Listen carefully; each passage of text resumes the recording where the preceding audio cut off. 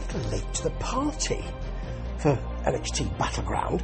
That's because I've been to Liverpool to have a look at the Premiership Trophy, making its way back to Liverpool FC, and quite rightly too. And I've since learned that there was an issue with a car driving into the crowd, and I really hope people are okay. I wasn't in that particular area. I was there before the official parade started, but I really hope people are okay. So I thought I'd give you my Battleground views, not to talk about what happened. It was an arm bar and then a moonsault, none of that. Maybe little bits of that, but not much. I just wanted to give my basic views, so it won't be a long podcast, because I'm very tired. The basic views about what kind of podcast it was. Not podcast, what kind of event it was. Well, generally, blooming good. There were two notable exceptions to this, but when you start with Sol Ruka and Kalani Jordan beautifully wrangling a match to start with, some febrile, quick, mat-based work, and then building up to some extraordinary moments, like Sol Ruka's leap from the apron to the top rope. Extraordinary. I don't think I have ever seen that before. Extraordinary moment. I also liked Kalani Jordan's Super Poison Rana with Sol Ruka landing on her feet. Amazing. Just amazing, really. And was that to gain the victory, a 450 soul snatcher from the top rope? I think it was. They put on a superb show. Kalani Jordan has come on in leaps and bounds. Still got a bit of character work to do. Sol Ruka doesn't really bother with that. She's got Zarya on the side to do all the kind of gurning and stuff. But her work is superb, and you know I'm a fan. And with this kind of match, I'm a fan of Kalani Jordan as well. Fantastic work.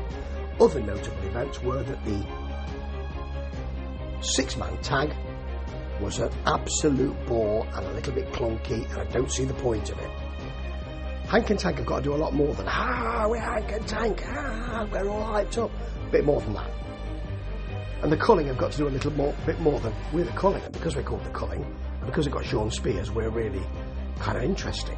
You're not. You're really not. So, the other thoughts from this Battleground were that the Channing Stacks Lorenzo versus Tony D feud just doesn't work. People weren't really into it. I didn't think on the night. I haven't been really into it. I knew it would happen at some point because it's bound to with La Famiglia, isn't it? It was an okay fight, but nothing spectacular. Tony D looks like he's bulked up a bit. That's what I was thinking when I was watching it, and shouldn't have been thinking that. I should have been thinking, what a great fight. I'm completely into this. And what does Stacks Lorenzo get from this? Well, we don't know, because he won the fight after a distraction from Luca Crucifino. You know, Luca Crucifino. Do you know what? He's a judge. They seem to have forgotten that, don't they? He's a judge, and I'm going to judge his performance at Battleground, and it was bloody awful, because all he did was stand there, not emoting at all. Tony D allowed himself to be distracted in a kind of, Luca Crucifino, what are you doing here? That kind of thing. What are you doing? How are you doing? What are you doing? That kind of thing. And he got beaten, and then he wouldn't shake Luca Crucifino. No, Luca Crucifino went to hug him. He wouldn't do it. So maybe they're going to give Luca Crucifino some kind of big push. And I really hope they don't, because he's not got a big push in him. Now, somebody else who might not have a big push in him is Miles Bourne. And spoiler alert, this is probably the end of any push for him. Charlie Dempsey was cheesed off because I think it was Tavian Heights got a rub from a TNA star, and we are going to get an Water Catch crew falling to pieces, aren't we? Probably. You can see it coming a mile off. But the Oberfemi and Miles Bourne, you know, kind of, you're not really going to be able to do anything because I've got much more power than you. What are you doing, you little weasel? You know, not a weasel, it's not a weasel, but you know, you're much smaller than me. You're like a shrew, and I'm like an elephant, sort of thing. Not that Oberfemi is, it has got the mobility issues of an elephant. I don't know where I'm going with this, but anyway, where I am going is to watch it again, because this was a great match, and what they did do was, again, they chose to start slowly and build this up and told the story of, well, Miles Bourne has been through an awful lot in his life and he will not give up.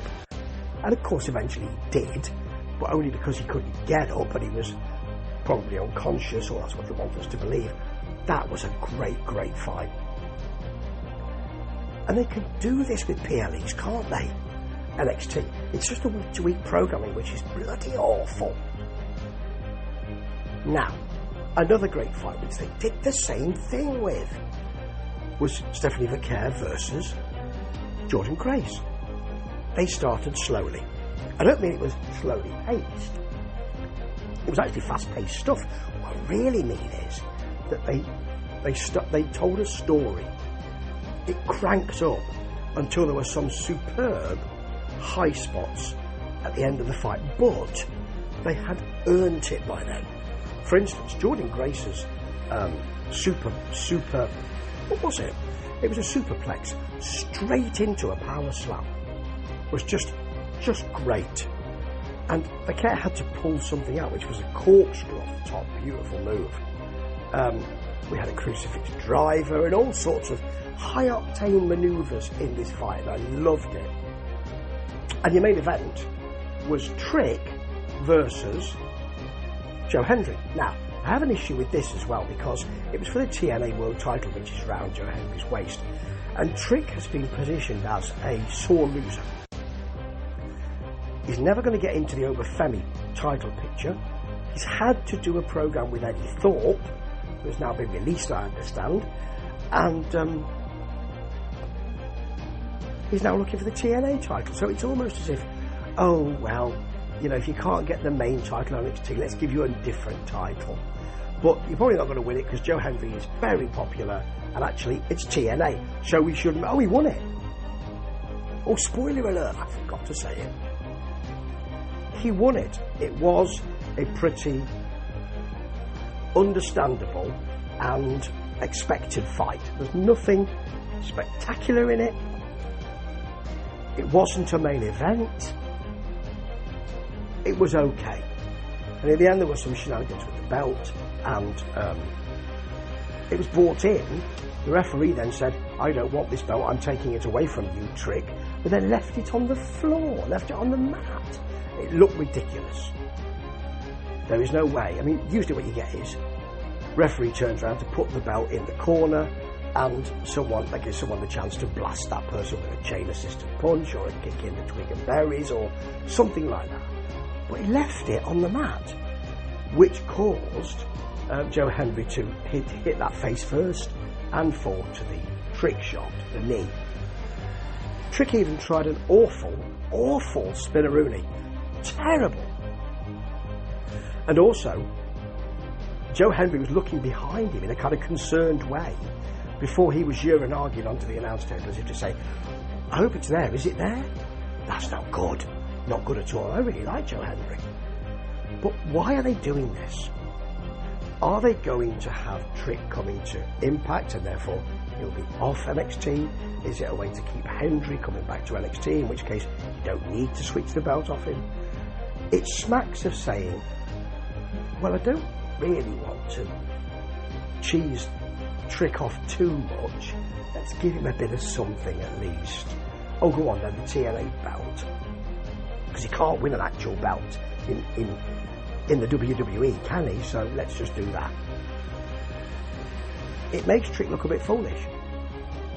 And NXT have been doing that of late. Trick's been helping them, but NXT have been doing that. This wasn't a main event, and it was a really sad way to end a rather fantastic PLE. But we've got NXT again in 2 days. Don't expect that to be better. Ta-ta.